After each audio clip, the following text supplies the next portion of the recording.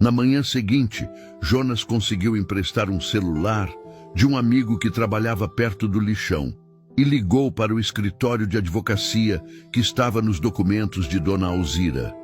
E quando a secretária atendeu, ele explicou a situação toda. Falou que tinha encontrado a senhora Alzira Medeiros da Silva abandonada num lixão e que ela precisava de ajuda urgente.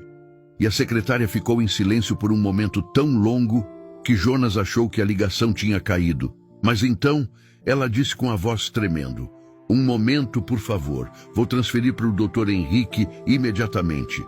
E em menos de 5 segundos um homem atendeu falando rápido: "Aqui é Henrique Tavares, advogado pessoal da senhora Alzira. Há 30 anos onde ela está bem. O que aconteceu?" E Jonas explicou tudo de novo. E o advogado disse que estaria lá em 2 horas com uma equipe completa. E foi exatamente o que aconteceu. 2 horas depois, 3 carros pretos pararam na entrada do lixão. E de dentro saíram o doutor Henrique, mais 2 advogados, um médico particular e 2 seguranças. E quando viram Dona Alzira dentro daquele barraco de lona machucada, suja magra, o doutor Henrique caiu de joelhos na frente dela, com os olhos cheios de lágrimas, e disse: "Pelo amor de Deus, Dona Alzira, nós estávamos procurando a senhora há 3 dias. A senhora sumiu sem avisar ninguém. Eu liguei na casa da sua filha e ela disse que a senhora tinha saído para caminhar e não voltou mais." E Dona Alzira sentiu a raiva subir pelo peito e contou tudo. Contou como a filha e o genro tinham planejado tudo, como tinham levado ela de carro até ali e jogado ela no meio do lixo como se fosse um objeto quebrado. E o advogado ficou pálido ouvindo aquilo e disse que aquilo era crime gravíssimo, abandono de incapaz, maus tratos, e que ele ia processar os 2 imediatamente. Mas Dona Alzira segurou a mão dele e disse: "Não, ainda não. Eu quero fazer isso do meu jeito. Eu quero olhar nos olhos deles e mostrar quem eu realmente sou." E o doutor Henrique entendeu. Na hora conhecia Dona Alzira há décadas e sabia que quando ela tomava uma decisão, ninguém a fazia mudar de ideia. Então ele concordou e disse que faria tudo do jeito que ela quisesse, e o médico examinou ela ali mesmo. Limpou os ferimentos, aplicou alguns curativos e disse que ela precisaria de alguns dias de repouso, mas que estava surpreendentemente bem considerando tudo que tinha passado. E enquanto isso, os advogados conversavam com Jonas, perguntaram o nome completo dele, onde morava, há quanto tempo conhecia Dona Alzira. E ele explicou tudo com sinceridade, e Dona Alzira interrompeu e disse: "Esse rapaz me salvou a vida. Cuidou de mim quando minha própria filha me jogou fora. Ele é mais família para mim do que qualquer um que tenha meu sangue." E o doutor Henrique anotou tudo e disse: "Entendi perfeitamente, Dona Alzira. Pode deixar que vamos cuidar de tudo." E então levaram ela para um hotel 5 estrelas no centro da cidade, alugaram uma suíte inteira, colocaram médicos e enfermeiras de plantão, e nos próximos 2 dias cuidaram dela como uma rainha. E durante esse tempo, o Dr. Henrique preparou tudo, juntou todos os documentos necessários, acionou o Conselho Administrativo do Grupo Medeiros e marcou uma reunião extraordinária na sede da empresa para a quinta-feira às 10 da manhã. E convocou todos os diretores, incluindo Rogério, que era gerente executivo da Medeiros Distribuição.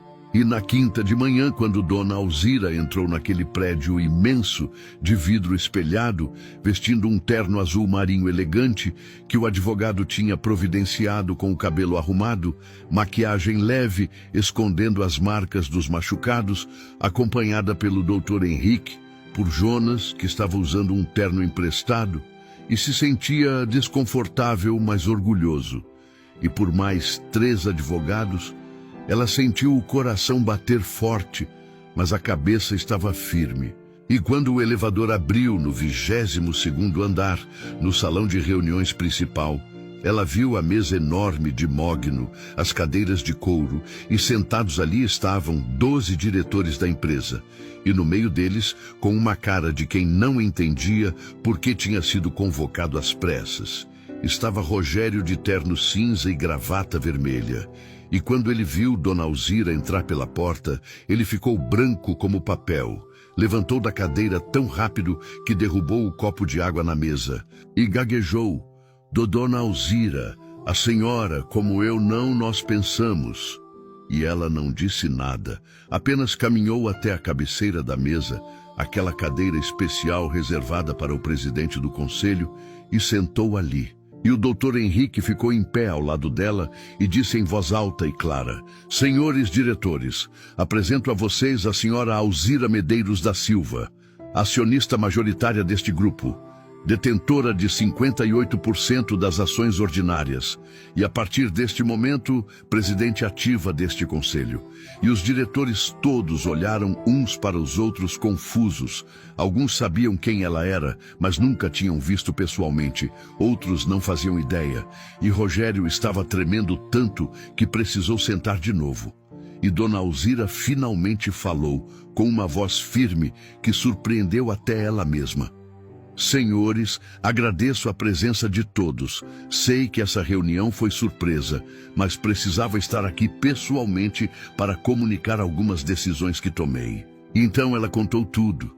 Contou como a filha e o genro, aquele mesmo Rogério que estava sentado ali na mesa como gerente executivo, tinham planejado se livrar dela. Levaram ela até um lixão e abandonaram ela ali para morrer. E a sala inteira ficou em silêncio sepulcral. Alguns diretores olhavam horrorizados para Rogério, que estava com a cabeça baixa e as mãos tremendo, e Dona Alzira continuou.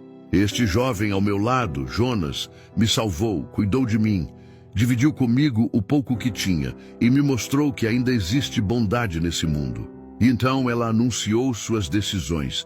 Primeira decisão: Rogério está demitido por justa causa a partir deste momento, e meus advogados entrarão com todas as medidas legais cabíveis contra ele e contra minha filha Clarice. E Rogério tentou falar, tentou se defender, disse que tinha sido ideia da Clarice, que ele só tinha obedecido. Mas Dona Alzira ergueu a mão e ele calou a boca na hora, e ela continuou. Segunda decisão: Jonas será contratado como meu assistente pessoal e coordenador do novo departamento de responsabilidade social que criaremos, com salário compatível e todos os benefícios. E Jonas olhou para ela com os olhos marejados, sem acreditar no que estava ouvindo, e ela sorriu para ele e continuou. Terceira decisão: 50% da minha participação societária será destinada em testamento para Jonas e para instituições de caridade que cuidam de pessoas abandonadas. E a outra metade será mantida em um fundo que garantirá meu sustento até o fim da vida, mas nada, absolutamente nada, será deixado para minha filha Clarice. E foi nesse momento que a porta da sala se abriu de repente, e Clarice entrou correndo, o rosto vermelho de tanto chorar.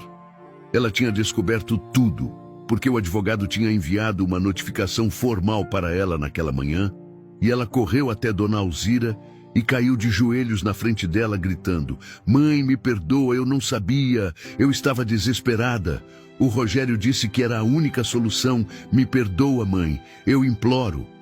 Mas Dona Alzira apenas olhou para ela com uma tristeza profunda e disse: Clarice, eu te dei a vida, te criei, te amei, e você me jogou no lixo, não existe perdão para isso. Deixa aqui nos comentários a sua cidade para eu liberar a parte 4 final, porque o que acontece agora vai mexer com você de um jeito que nunca imaginou.